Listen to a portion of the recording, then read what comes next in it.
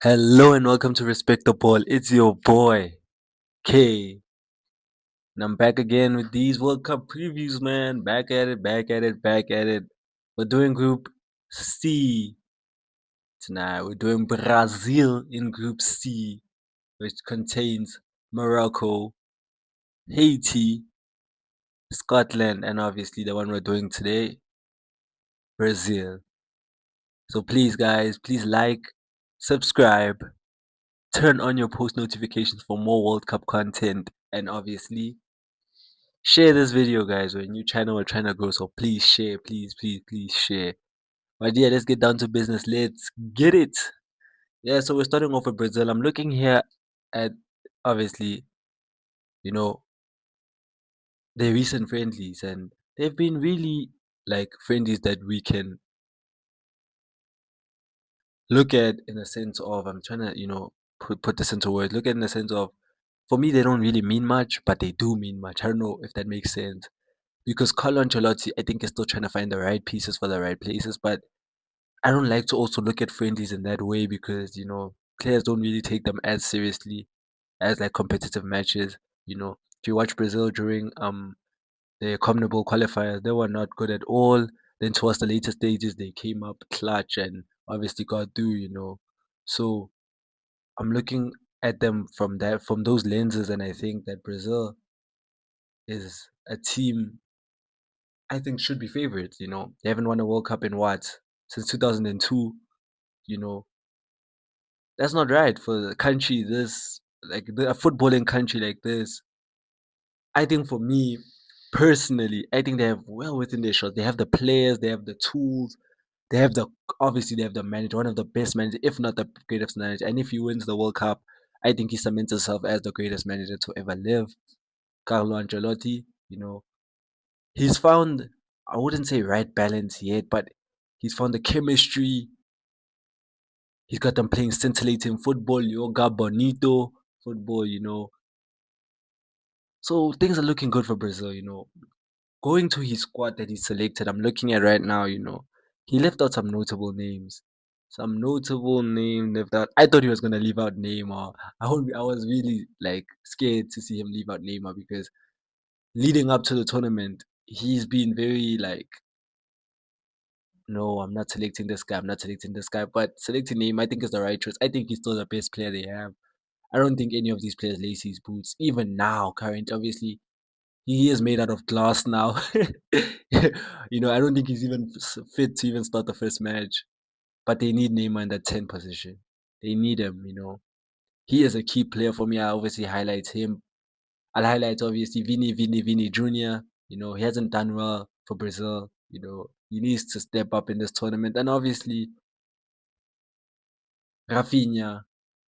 You can highlight so many players on this side. Champions League winner Marquinhos at the back, Gabriel, Champions League semi-finalist. They are lacking in the fullback areas. The fullbacks don't really inspire you with confidence. Let me pull up the lineup because I'm talking about it. If you look at the lineup right now, they do set up in a 4-3-3. 4-3-3 with Alisson in goal.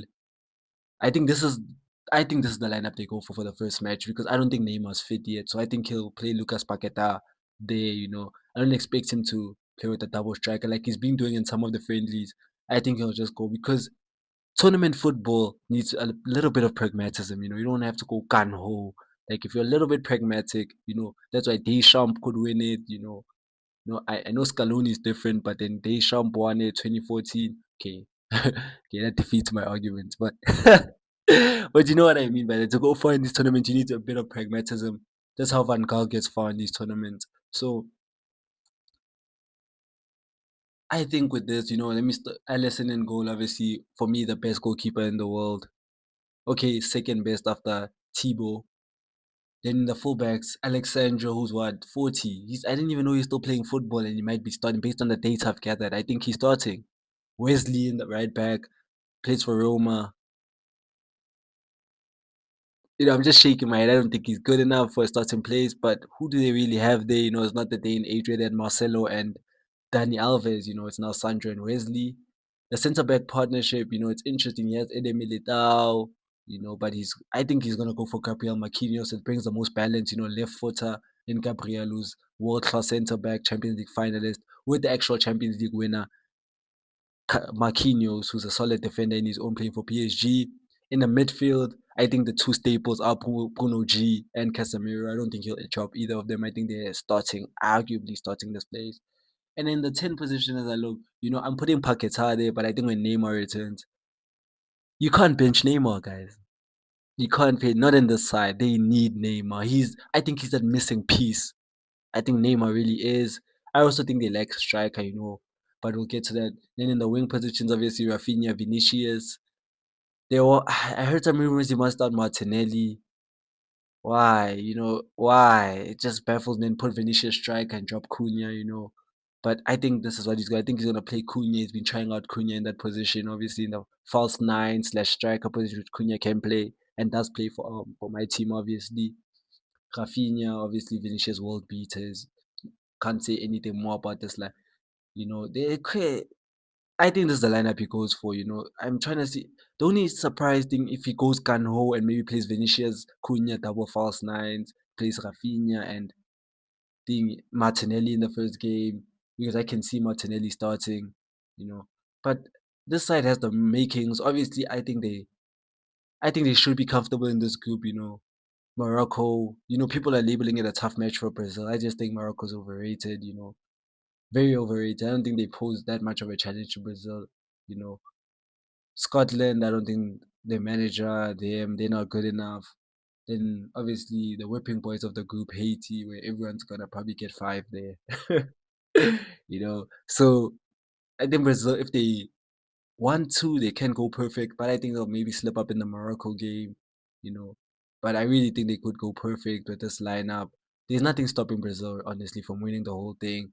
I don't know the matchups and everything, as I always say in all my previews. I don't really check these matchups, the seedings, who's playing, who will win, and the possibility. I don't look at that. I just look at team sheet versus team sheet and who's in form and who's off form. And Brazil is in form currently. They're winning their friendlies. They have the squad. What's stopping them?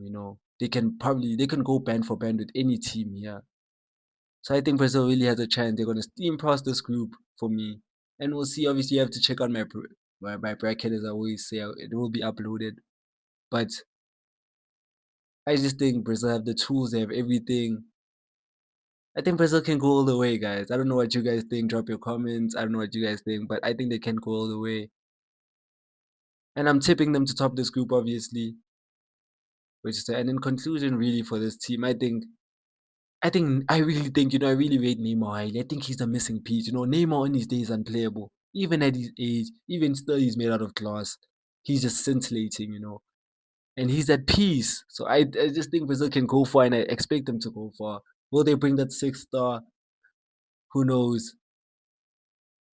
But this team is live and ready.